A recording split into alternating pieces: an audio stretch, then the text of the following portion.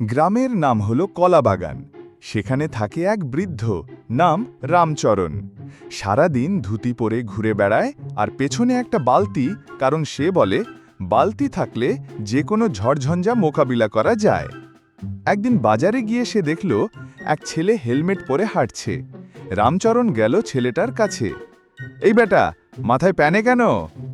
ছেলে বলল, চাচা, এটা হেলমেট, মাথা বাঁচায়।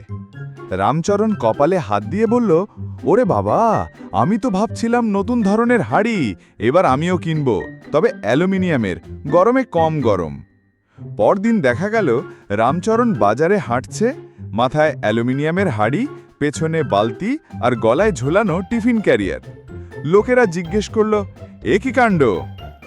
রামচরণ গম্ভীর মুখে বলল, দেখো ভাই, আধুনিক হতে গেলে স্মার্টনেস লাগে। আমি এখন স্মার্ট বৃদ্ধ, রেডি ফর এনি সিচুয়েশন।